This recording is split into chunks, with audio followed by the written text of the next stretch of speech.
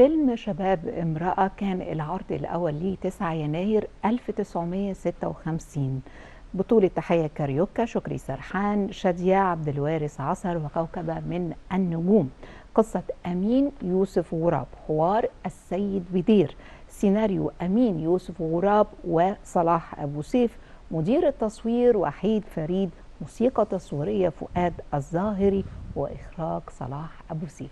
عن الفيلم منورنا ومشرفنا الناقدة الفنية أستاذة أماني سمير، مدير إدارة المهرجانات بالمركز القومي للسينما. أهلا بوجود حضرتك معانا. اهلا بيكي. ليه الفيلم شباب امرأة؟ ليه القصة اسمها شباب امرأة؟ ليه التسمية؟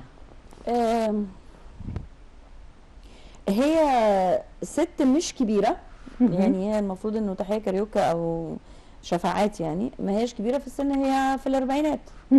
والاربعينات هو سن ناضج لكن جداً. مش كهلة، يعني ما هيش عجوزة يعني. بس هي بتحب الشباب الصغيرين، او يعني ارتبطت بالشباب الصغيرين، بتاخدهم صغيرين يعني. فهو دي الفكرة، انه هو شبابها واستغلالها للشاب الريفي اللي جاي من صلاح أبو سيف والكاستنج شفتيه ازاي؟ انا رأيي ان اختيار تحية كاريوكا اختيار جريء جدا. ليه؟ لانه تحية كاريوكا مرتبطة في اذهان الناس بانها راقصة جميلة ورشيقة وبديعة ومناضلة سياسية لما هي في طبعا الجهة الأخرى. ده موضوع اخر يعني، بس قصدي انه هي مرتبطة في ذهن الجمهور بانه تحية كاريوكا، يعني هي كانت تحية كاريوكا وسامية جمال، يعني دول ايقونة الرقص الشرقي في العالم العربي، يعني في الوطن العربي. فكون ان هو يختار تحية كاريوكا انها تطلع ست قوية ومفترية وبتصطاد الشباب وبتاخد الشاب، يعني تقريبا هي اللي بتغرر بيه، يعني وهي اللي بتستغله كده عشان هي غنية وبتمتص شبابه زي بالظبط أنثى العنكبوت كده. دي جرأة، وجرأة من تحية كاريوكا كمان، يعني هو تحدي بالنسبة لها ان هي بتقول انا مش رقاصة، انا ممثلة، يعني ممثلة تقيلة كمان. فانا رأيي انه ده كان اختيار ذكي وجريء وموفق، يعني كانت قد الاختيار. عبد الوارث عصر ده ممثل عظيم، ده ممثل عظيم. طبقات الصوت، كان بيدرس في اعلام، ما لحقناهوش لحقناهوش صحيح، ولكن الالقاء طبعا. بس قصدي ان هو كان بيتحكم في صوته دراميا، يعني هو كان صوته درامي جدا. ممثل تصدقيه في اي حاجه، وهو هزء تصدقيه وهو بيكلمه عن نفسه وعن تاريخه وعن حياته وعلاقته بهذه السيده وازاي هي دمرت حياته، تصدقيه، وهو بيقتلها تصدقيه، وهو بيحبها تصدقيه. يعني كان امين في نصيحته لامام جدا. طبعا هو كان عايز ينجيه وينقذه فعلا، هو كان عايز يخرجه من البيت. شادية شفتيها ازاي؟ سلوى البنوته الجميله واغانيها عسوله جدا، يعني شادية مطربه جميله، صوتها رائع طبعا، بس هي كمان ممثله حلوه قوي، يعني ده شفناه بعد كده. طبعا هي حتى في الفيلم ده كانت بتمثل برقه كده ونعومه. بس شادية نموذج للفنانه الشامله، اللي هي بتعرف تغني، بتعرف تمثل، تعمل كوميدي، تعمل تراجيدي، يعني ممثله عظيمه وفنانه حقيقيه، يعني هي دي اللي ينطبق عليها لقب فنانه. تستحق لقب فنانه، من قليلين على فكره، من قليلين في جيلها. يعني ام كلثوم قالت بقت عندنا فنانه استعراضيه على الطراز العالمي. حضرتك فكرتيني بالجمله دي. مظبوط، ده حقيقي. فردوس محمد الام، والمشهد الافتتاحي وهي بتبيع الجاموسه، والجاموسه عند الفلاح دي راس مال وحاجه مهمه، دي رزقها. ايوه، شفتي المشهد الافتتاحي؟ وفردوس محمد طبعا. لا فردوس محمد دي اعظم ام شافتها عينيا في السينما المصريه. يعني دي نموذج للام، نموذج، يعني التضحيه، الحنان. يعني انا كل ما بسمع ست الحبايب يا حبيبه بفتكر فردوس محمد. في امهات كتير طبعا، يعني عزيزه حلمي، كريمه مختار، بس فردوس محمد هي نموذج للام المصريه الحنونه من اي حته بقى، من الريف، من الحضر، من الحي شعبي، من الحي الأمومة أساسا. يعني حتى لما كانت في ابو حلموس ام مدلعه ابنها، كانت مرات عباس فارس، كانت ام كانت بديعة. مع نجيب الريحاني في سلامة في خير، هي زوجة بس تحسيها ام، هي ست عظيمة.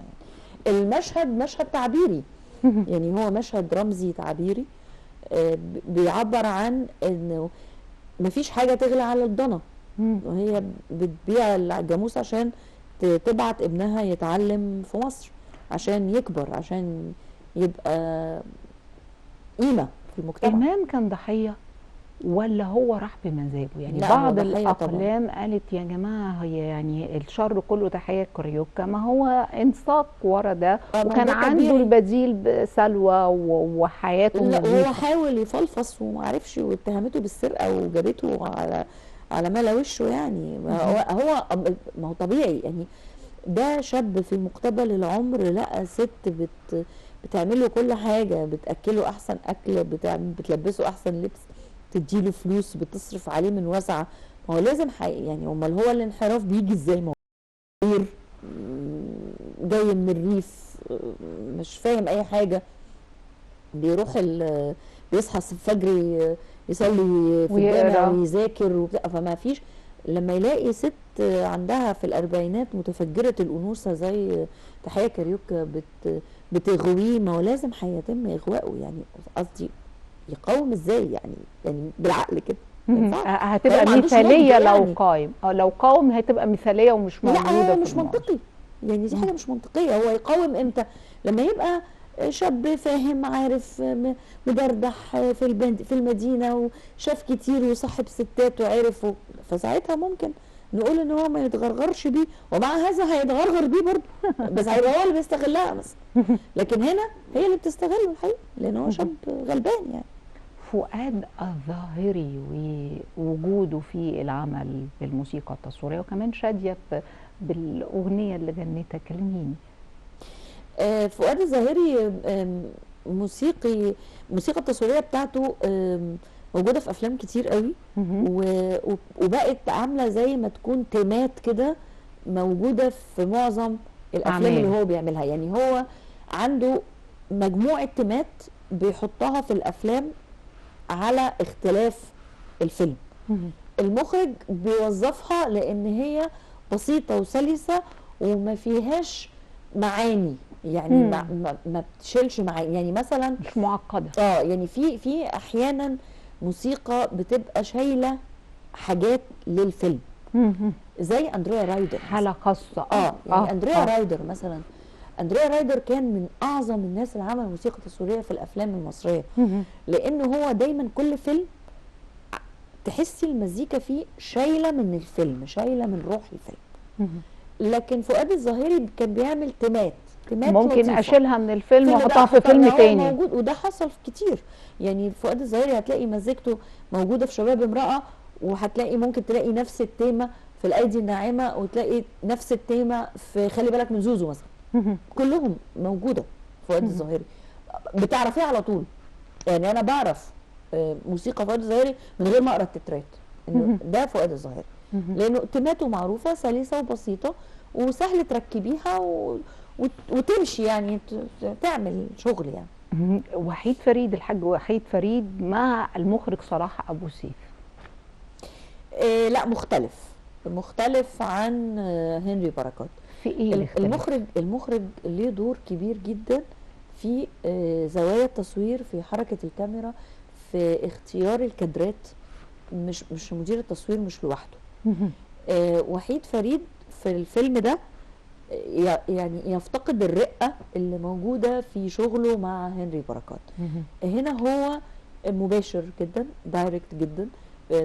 الكادر بتاع الحمار اللي بيدور الساقية والبتاع على عينيه، ده كادر واضح.